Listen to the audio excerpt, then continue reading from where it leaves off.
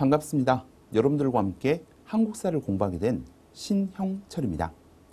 자, 이 첫 시간에는요, 여러분들이 수험 과목으로서 한국사를 어떤 식으로 접근할 것인가 간단하게 오리엔테이션부터 하고 시작하도록 하겠습니다. 자, 그러면 먼저 수험 한국사라고 하는 과목은 어떤 것들인가? 여러분들이 한국사를 연구하는 학자가 아닙니다. 그렇죠? 공무원을 하기 위해서 한국사를 고득점을 하시면 되는 상황이에요. 따라서 수험 한국사에 맞게끔 여러분들이 공부를 하시면 되는 거고, 어떤 것들이 출제되는가? 그걸 선택을 하고, 그 다음에 그것에 대해서 집중을 하고 끊임없이 반복을 하는 것, 이게 가장 수험 한국사의 기본이 되겠죠. 자, 그래서 선택, 집중, 반복을 한다면 누구나 전략 과목으로 삼을 수 있는 효자 과목이 바로 한국사에 해당이 되겠습니다. 자, 국어, 영어, 한국사가 필수 과목입니다. 그렇죠? 국어하고 영어에 비해서 한국사는 공부한 만큼 반드시 고득점을 약속하는 정직한 과목이에요. 그래서 국어, 영어도 굉장히 중요하겠지만 한국사도 열심히 해야 된다라고 하는 각오를 처음부터 좀 가지고 계셨으면 좋겠습니다. 자, 그러면요, 공무원 시험과 수능 한국사를 한번 비교를 좀 해볼게요. 아마 여러분들 중에서는 수능 과목으로서 한국사 혹은 한국 근현대사를 선택해서 공부하신 분들도 계실 겁니다. 그리고 조금 연배가 있으신 분들은 과거에 국사, 상권, 그 다음에 학원 이런 식으로 필수 과목으로 시험을 보셨던 경험도 있을 거예요. 자, 그런데요, 이 수능에서 보는 한국사하고 공무원 시험에서 보는 한국사는 그 수준이 상당 부분 다릅니다. 자, 여기 보시면 공무원 한국사는 수능 한국사에 비해서 훨씬 지엽적이라는 겁니다. 자, 예시 문제를 하나 여러분들에게 보여드릴 텐데요. 2013년 7급 국가직 문제입니다.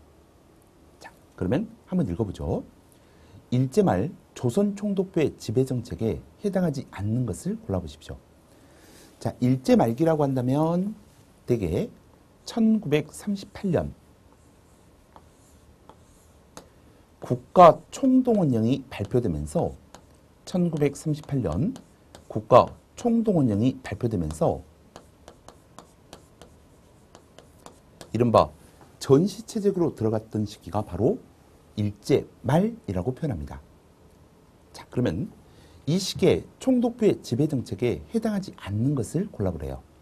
자, 1번 만주사변 이후 남면 북양 정책을 실시해서 일본 방직 자본가를 보호하였다.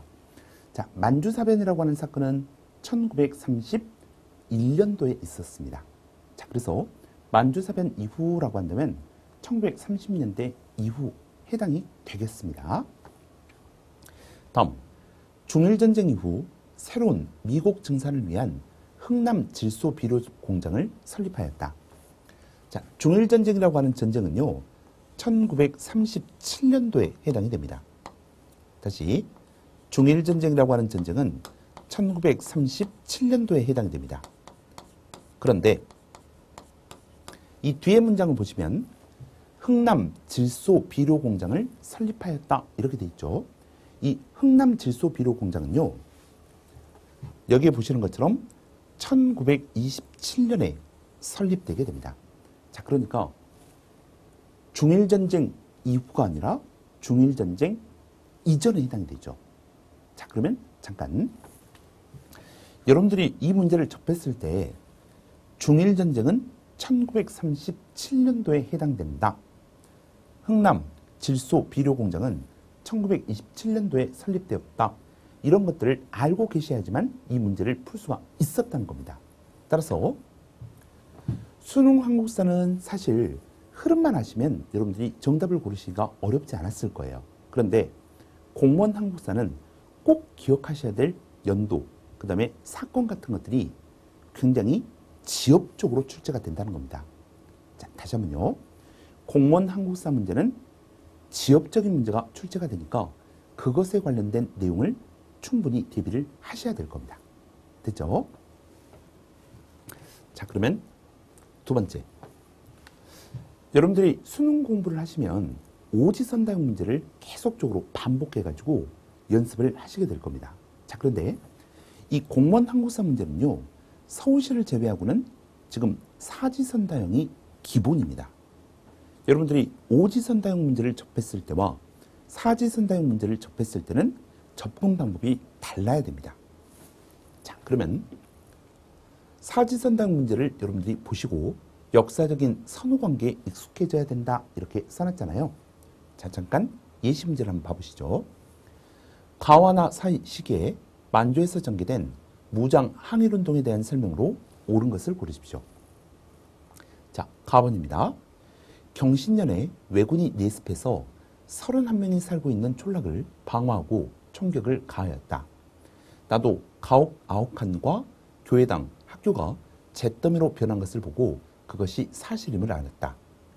11월 1일에는 왜군 17명, 외경 2명, 한인경찰 1명이 와서 남자들을 모조리 끌어내어 죽인 뒤 주민들을 모아놓고 일장 연설을 했답니다. 가번세로 같은 경우에는 일제시대 1921년에 있었던 간도참변이라고 하는 사건입니다. 일제는 봉오동 전투라든지 청산대첩에 대한 어떤 보복 조치를 통해서 간도에 살고 있는 조선인들을 학살하는 사건을 일으켰는데요. 이걸 간도참변이라고 해요. 다음 두 번째 사료를 한번 읽어보겠습니다. 상해의 한국 독립투사 조직에 속해 있던 한국의 한 젊은이는 비밀리에 동경으로 건너갔다. 그는 마침 군대를 사열하기 위해서 마차에 타고 있던 일본 천황에게 수류탄을 던졌다. 그는 영웅적인 행동 후에 무자비하게 살해되었다. 이 사건은 전 일본에 충격을 주었다. 이 사건은 일본 군국주의자들에게 한국인들은 결코 그들에게 지배될 수 없다는 것을 보여주는 사건이었다. 자, 잠깐요.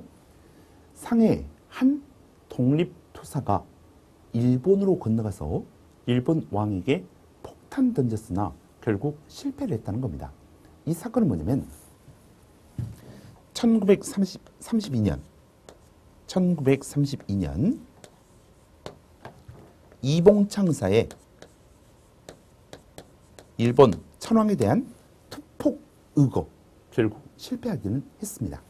자, 그래서 1932년 이봉창 의사의 의거. 그러면 이 문제는 어떻게 되겠습니까? 1921년부터 1932년 사이에 있었던 사실이 맞는 것을 고르십시오. 이런 문제가 되겠네요. 자, 그러면 다음 페이지 한번 봐보시죠. 남만주의 조선혁명군이 창설되었다. 이 남만주의 조선혁명군은 1929년도에 창설된 부대입니다. 자, 그러면 1921년도와 1931년도 사이에 조선혁명군이 창설된 거 맞습니다. 2번, 한국광복군이 국내 진공작전을 준비하였다. 한국광복군이 국내 진공작전을 준비하였다. 1940년이거든요. 다음, 봉오동 청산전투에서 일본군을 크게 무찔렀다. 간도참변의 배경이 되었던 1920년 사건입니다. 다음, 동북 항일연군을 중심으로 치열한 항일 유격전이 전개되었다. 이 동북 항일연군이라고 하는 부대는 1936년도에 만들어지게 됩니다. 자, 여러분들이 처음 공부하실 때 이 문제들이 낯서실 수가 있습니다. 당연하겠죠. 근데 왜 먼저 이 문제들을 보여드렸냐면 공무원 시험과 수능 시험은 확실하게 다르다. 따라서 준비를 다르게 해야 된다라고 하는 것을 보여주기 위해서 제가 이 문제들을 한번 예시로 들어봤습니다. 자, 그렇다면 공무원 한국사는 어떤 식으로 공부를 해야 될까? 구체적으로 좀 알아봐야 되겠죠? 자, 공무원 한국사가 처음이시죠? 그렇죠? 자, 그렇다면요. 고등학교 교과서를 한번 쭉 읽어보시기 바랍니다. 고등학교 교과서는 주류 사학계의 통설과 꼭 필요한 객관적 사실들을 중심으로 해서 이해하기 쉽게 서술된 책입니다. 우리나라 모든 한국사 시험은 전부 고등학교 교과서가 가장 포인트예요. 그걸 바탕으로 해서 출제가 되고 있는 겁니다. 자, 그래서 한국사의 통시대적 흐름을 파악하는데 필수적인 코스라고 할 수가 있습니다. 자, 지금 시중에는 총 8가지의 한국사 교과서가 지금 발행되어 있습니다. 과거의 교과서는 국정교과서라고 해서 국사편찬위원회에서 딱 한 권만을 발행을 했었어요. 그런데 지금은 각각의 출판사들이 교육부의 지침을 받아서 검정에 통과한 책 이 8종이 발행되고 있습니다. 자, 그런데 교육부의 지침을 받아서 출판을 한 거기 때문에 상당 부분 내용은 비슷비슷합니다. 다만 목차를 약간 좀 다르게, 그 다음에 들어가는 자료가 약간 좀 다르게, 그런 차이점밖에 없거든요. 그래서 어떤 책이라도 좋으니까요, 어떤 교과서라도 좋으니까 한 권 정도를 구입하시고 혹은 가지고 계신 게 있다면 그거를 활용하셔도 좋습니다. 그래서 소설책을 읽듯이 쭉 한번 읽어보세요. 아셨죠? 그러면 과거에 이런 사실들을 내가 공부한 적이 있구나. 이 사건 다음에는 이 사건이 일어났구나. 이런 시대적 흐름을 파악하는데 교과서만한 책이 없습니다. 자, 그래서 꼭 한번 읽어보시고 또 읽어보라고 하는 이유가 있어요. 왜 그러냐면 이 교과서 내에 나와 있는 사료, 그 다음에 자료 같은 것들은 실제 공무원 한국사에서 똑같이 출제되는 경우들이 많습니다. 그래서 자료를 한번 읽어보시고 이거는 이 시대에 나온 자료구나.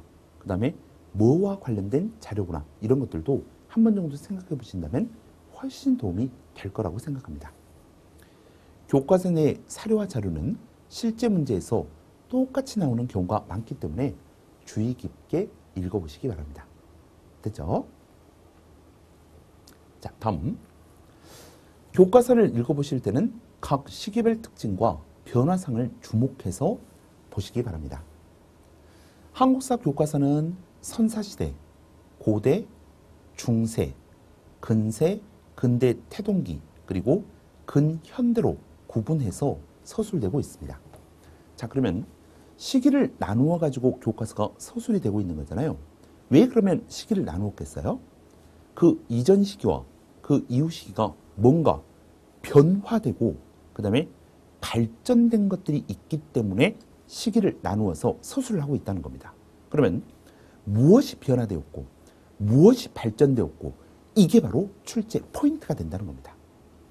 자, 그래서 각 시기별 특징과 그 이전 시대와 비교해 발전된 내용, 그 다음 변화 양상들이 주로 출제가 되니까 무엇이 변화하였다, 무엇으로 발전하였다, 이런 문장들은 여러분들이 눈여겨서 읽어보시기 바랍니다. 됐죠? 자, 다음 근현대사 부분에 보다 좀 집중을 해두시기 바랍니다. 이 공무원 한국사는요, 총 20문제가 기본이에요. 물론 법원직 같은 경우에는 25문제가 출제가 되기도 하지만 기본적으로 20문제가 출제가 됩니다. 이 20문제 중에서 전근대사, 그러니까 선사시대부터 시작해서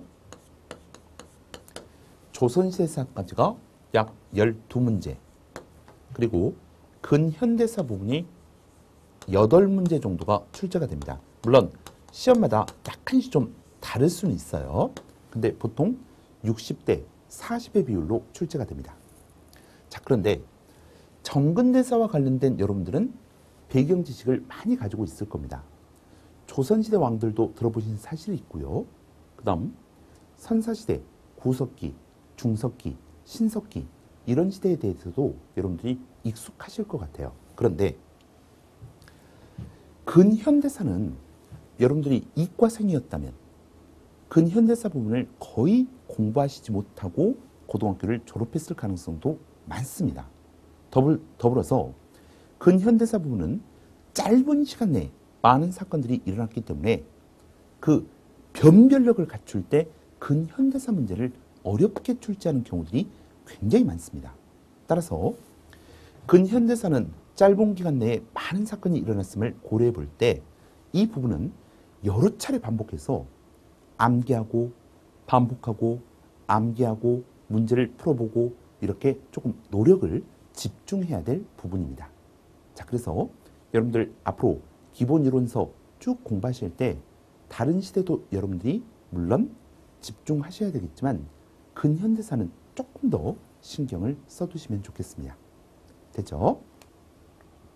자, 다음 2014년도 국가직 출제 내용들을 쭉 한번 분석을 해볼 거예요. 여러분들 가지고 계시는 교재가 총 3권으로 구성이 되어 있습니다. 자, 그래서 첫 단원부터 시작해가지고 중세, 고려시대까지가 제1권이고요. 그 다음 제2권은 조선시대, 제3권은 근현대사로 이렇게 구분이 되어 있을 거예요. 자, 먼저 역사 이론이라고 하는 단원입니다. 이 역사 이론이라고 하는 단원은 앞으로 한국사를 처음 공부하는 학생들을 대상으로 아주 간단한 역사 이론을 소개하고 있는 단원이에요. 예를 들어서 사실로서의 역사, 그 다음 기록으로서의 역사, 이런 역사 이론의 아주 일반적인 설명과 한국사라고 하는 것이 세계사적인 보편성과 한국사적인 특수성을 가지고 있다라고 하는 것을 알려주는 단원입니다. 이 역사 이론 파트는요, 거의 출제가 되지 않는 단원입니다. 다만 2014년도 사회복지직 문제에서 한 문제가 출제가 됐었죠. 다음 두 번째, 선사시대와 국가의 형성, 여러 나라의 성장입니다. 이 단원에서는 보통 2문제 정도가 출제가 됩니다. 먼저 선사시대입니다. 여러분들 선사시대라고 하는 게 무슨 뜻이에요? 역사 이전의 시대를 선사시대라고 해요. 그러면 선사시대의 반대말은 무엇이겠습니까? 역사 이후의 시대가 되겠죠. 이 역사 이후의 시대를 역사시대라고 일컫습니다. 그러면 어느 시기 이전에는 선사시대, 어느 시기 이후에는 역사시대, 이렇게 뭔가 구분 기준이 있어야 되지 않겠습니까? 자, 그래서 문자를 사용하기 이전 시대를 선사시대, 문자를 사용한 이후 시대를 역사시대라고 보통 부릅니다. 우리나라 한국사에서는 문자 사용의 시작을 초기철기 시대에서부터 보고 있어요. 그래서 이 선사시대에서는요, 구석기, 그 다음 중석기, 그리고 신석기 시대와 같은 석기 시대와 청동기, 그 다음에 초기철기 시대와 같은 이 금속기 시대로 구분해서 공부를 하시게 됩니다. 다음 국가의 형성이라고 하는 내용에서는요, 우리나라 최초의 국가였던 고조선, 그리고 여러 나라의 성장이라고 하는 단원에서는 북쪽에 있었던 부여, 압록강 중류에 있었던 고구려, 다음 동해안에 있었던 옥저, 동해, 한반도 남쪽에 있었던 마한, 진안, 변안, 이른바 삼한이라고 하는 여러 나라에 대해서 공부를 하시게 될 겁니다. 선사시대에서 보통 한 문제, 여러 나라의 성장에서 보통 한 문제가 출제가 됩니다. 됐죠? 자, 다음은 고대국가에 대해서 잠깐 보도록 하겠습니다.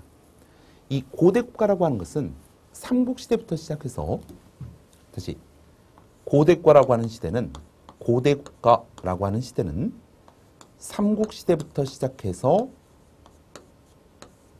남북국 시대까지를 고대국가라고 합니다. 삼국시대부터 시작해서 남북국 시대까지를 고대국가라고 합니다. 삼국시대라고 하면 어디를 삼국이라고 하죠? 고구려, 백제, 신라를 삼국이라고 하겠죠. 다음 남북국 시대라고 하는 시대는 남국에 해당하는 나라가 통신라입니다. 그리고 북국에 해당하는 나라가 발해입니다. 다음 앞으로 이제 공부를 하시게 될 텐데요. 이 통신라는 경순왕 때 935년 고려 왕건에게 신라를 넘기게 되죠. 다음 발해라고 하는 나라는 대조영이 698년에 건국을 해서 926년도에 거란족에 의해서 멸망했던 나라입니다. 따라서 고대 국가는 10세기 초반까지의 역사를 여러분들이 공부하시게 되는 거죠. 자, 다시 한번요. 고대 국가는 10세기 초반까지의 역사를 공부하시게 된다는 것 기억하시기 바랍니다. 어디에서부터 어느 시기까지라고요? 삼국시대부터 시작해서 남북국 시대까지를 고대 국가라고 한다. 자, 올해 국가직에서는 중원 고구려비라고 하는 5세기 장수왕 때 남한 정책의 결과 한강역을 완전히 장악했던 그 관련된 기록을 중원 고구려비를 통해 확인할 수 있었다. 그리고 이후 고구려는 신라에 대한 영향력을 지속적으로 행사하고 있었다. 이런 것들이 출제가 됐었고, 신라대 선종, 이건 불교 종파 중에 하나였었죠. 하대에 유행했던 선종, 그리고 노급이라고 하는 게 무엇인가, 이 세 가지 문제가 출제가 됐습니다. 보통 고대 국가는 어떤 시험이든지 세 문제 정도 출제가 된다, 이렇게 보시면 될 것 같습니다. 자, 다음 보실 것은 중세 고려시대에 해당되는 내용입니다. 자, 여러분들 중세라고 하는 시대는 왕조시대로 봤을 때 고려시대에 해당이 돼요. 중세는 왕조시대로 봤을 때 고려시대에 해당됩니다. 고려가 왕건에 의해서 건국되었다. 그게 918년이거든요. 그리고 후삼국을 통일하였다. 그게 바로 936년입니다. 그러니까 10세기 초반부터가 고려시대라고 생각하시면 될 것 같아요. 그리고 조선이 세워지는 1392년, 이때가 바로 고려가 멸망한 해겠죠. 그러면 최소한 400년 이상, 500년 가까운 시기를 고려시대라고 이야기할 수 있는데, 이 고려가 처음 건국되었을 때부터 멸망할 때까지 동일한 성격을 이룬 것은 아니었을 겁니다. 그래서 이 고려시대도 크게 두 시기로 구분해서 이야기를 합니다. 그 구분 기준은 뭐냐면 1170년, 바로 무신정변 시기를 기준으로 해서 무신정변 이전 시기를 고려 전기, 무신정변 이후 시기를 고려 후기, 이렇게 구분해서 보게 됩니다. 대개 중세 고려시대도 세 문제, 많으면 네 문제 정도가 출제되는 단원입니다. 자, 올해 국가직 같은 경우에는 네 문제 정도가 출제가 됐네요. 됐죠? 자, 여러분들 교재에서 역사 이론 파트부터 중세 고려까지가 1권에 해당이 됩니다. 자, 다음.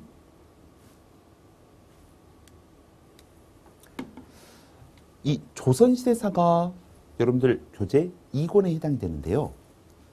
조선 전기와 조선 후기, 이렇게 구분할 수 있죠. 조선 전기는, 자, 조선이라고 하는 나라가 언제 건국이 됐었죠? 1392년도에 건국이 됐습니다. 자, 그리고 조선에 급격한 변화가 있었던 계기, 그게 바로 1592년 임진왜란이에요. 그래서 조선이 건국되고 임진왜란 이전까지를 보통 조선 전기라고 부릅니다. 이 조선 전기는 14세기 말부터 시작해서 16세기 말까지가 조선 전기에 해당이 되는데, 1392년이면 14세기 말이죠. 고려가 멸망하고 조선이 건국된 바로 그 시기죠. 그런데 왕조는 바뀌었을지 모르지만 그 시대에 살아가던 사람들은 사실 왕조가 바뀐 것을 별로 체감하지 못했을 수도 있습니다. 그래서 14세기 말에는 고려도 아니고 그 다음에 조선도 아니고, 그래서 14세기는 조선시대에서 그냥 빼고 생각하셔도 좋습니다. 따라서 조선 전기라고 하면 15세기와 16세기에 해당됩니다. 그렇죠? 자, 다음. 임진왜란 이후를 뭐라고 하냐면 조선 후기라고 일컫습니다. 임진왜란 이후를 조선 후기라고 일컫게 돼요. 그러면 세기로 표현한다면 17세기 이후를 조선 후기라고 이야기할 수 있습니다. 특히 시험에서는 조선 후 기사가 굉장히 많이 나오는 편입니다. 올해 국가직에서도 총 5문제가 출제가 됐는데요. 평균적으로 4문제 정도는 출제되는 굉장히 빈출 단원입니다. 그렇죠? 그리고 조선 전기는 1문제에서 2문제 정도가 출제가 되는 단원입니다. 때문에 조선시대 전체로 놓고 보면 최소 5문제, 많으면 6, 7문제까지 출제되는 빈출 단원입니다. 이 내용이 여러분들 교재 2권에 실려 있습니다. 되죠? 자, 다음. 개항시대, 일제시대, 그리고 현대사라고 하는 이른바 근현대사 파트가 있습니다. 여러분들 교재의 제3권에 해당이 되겠죠? 자, 올해는 조금 특이하게도 국가직 기준으로 할 때 개항시대가 출제가 안 됐습니다. 자, 그러면 개항시대라고 하는 시대는 어떤 시대인가? 항구가 열렸다, 이런 뜻 아닙니까? 역사적으로 보면 1876년 강화도 조약을 개항되었다라고 이야기를 합니다. 그런데 우리의 교과서에서는 개항되기 이전 흥선대문의 섭정 시기부터 시작해서 다시 개항되기 이전 흥선대문의 섭정 시기부터 근현대사의 시작으로 서술을 하고 있어요. 그래서 1910년 한일 강점될 때까지를 개항시대라고 합니다. 이 시대는 자, 여러 가지 사건들이 있었죠. 흥선대문의 대내적, 대외적 개혁 정책이 있었습니다. 그리고 1873년부터 고종이 친정을 하면서 강화도 조약이라든지 아니면 조미소 통상조약과 같은 외국과의 통상조약이 체결되게 됩니다. 더불어 이모군란, 갑신정변, 검도사건, 갑오, 을미기업, 그 다음 광무기업, 특히 갑오, 을미기업, 그 다음에 광무개혁 같은 것들은 이른바 위로부터의 개혁운동이라고 일컫습니다. 더불어 같은 시기에 있었던 1894년 동학농민운동은 아래로부터의 개혁운동이라고 이야기를 합니다. 이처럼 외국과 통상조약을 체결하고 여러 차례에 걸친 개혁 조치에도 불구하고 어떻게 일제 식민지배를 받을 수밖에 없었는가? 이걸 공부하는 단원이 바로 개항시대에 해당됩니다. 보통은 2문제 정도가 출제가 되는데요.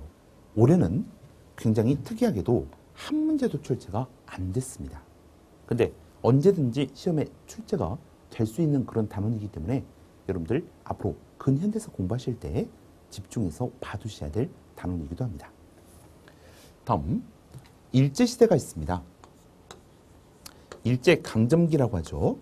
이 일제강점기는 1910년부터 1945년까지를 일제강점기라고 해요. 자, 그러면 생각을 해보죠. 많이들 들어보셨을 겁니다.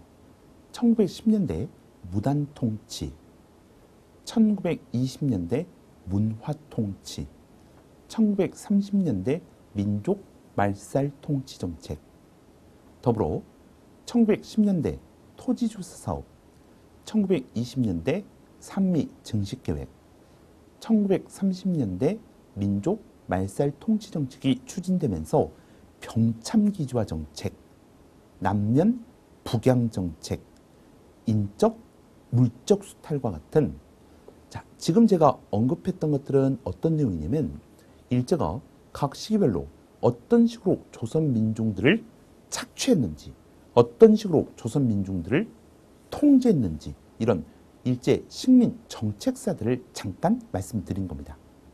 이렇게 일제 식민 정책사와 더불어서 일제 저항했던 항일 독립운동이 1910년대, 20년대, 30년대 이후 국내와 국외에서 어떻게 전개되었는가를 서술한 단원이 바로 일제강점시대에 해당됩니다.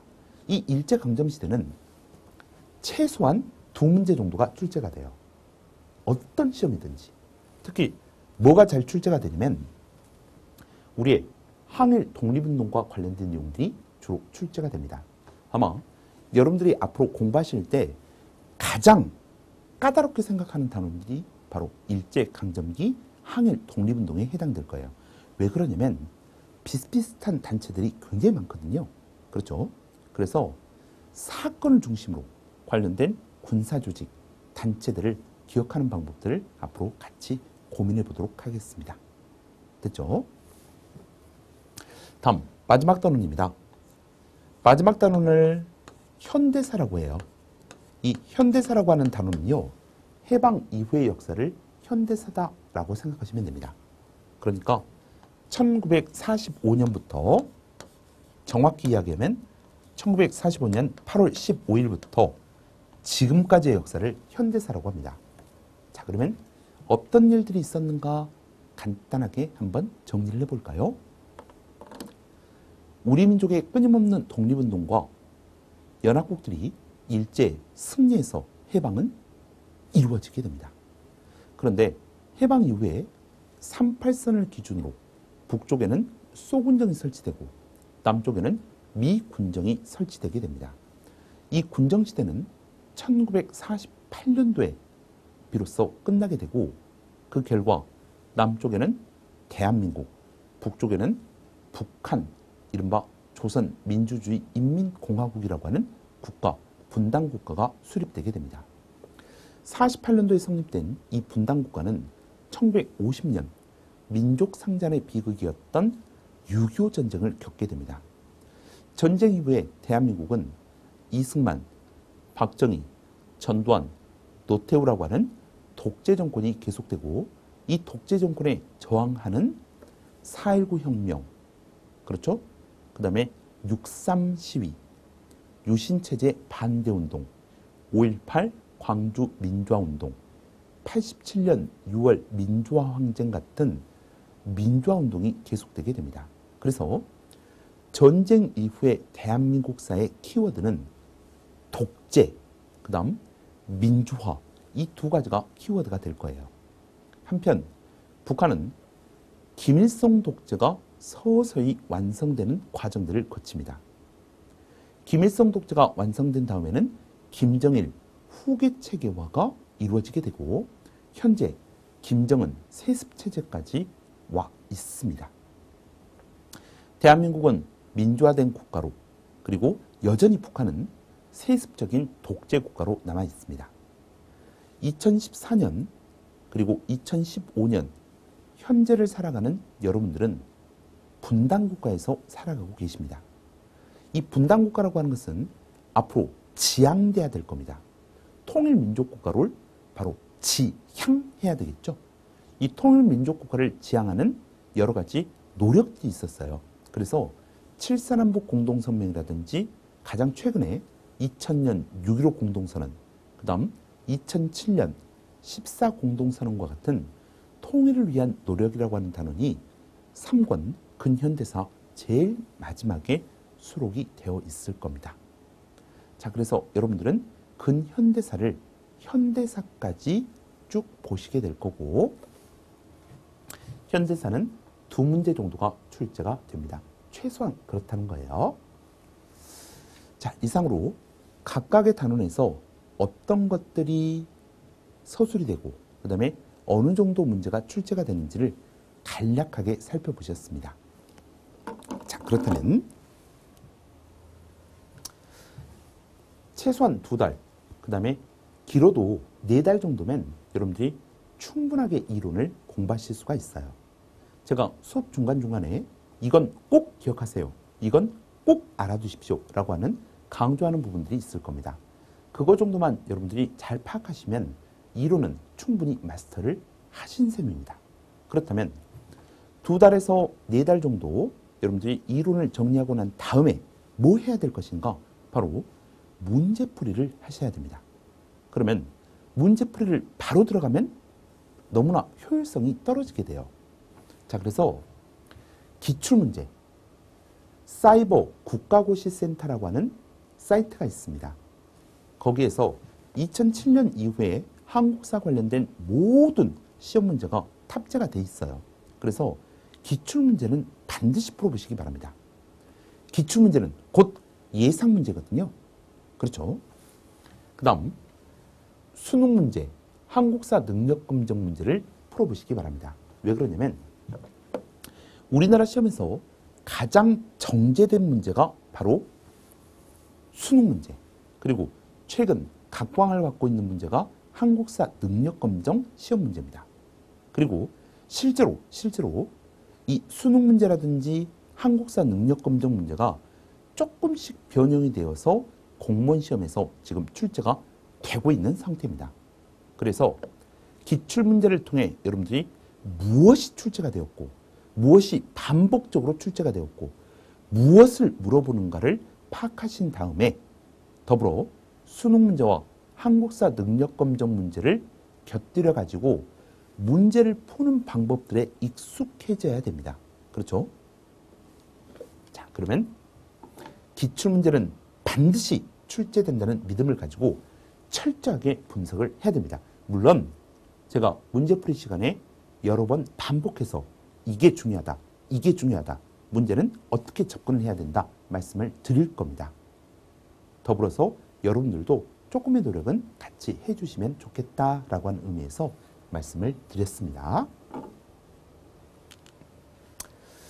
자, 여러분들 짧은 시간 내에 공무원 한국사를 고득점할 수 있는 방법은 열심히 하는 방법이 가장 중요합니다.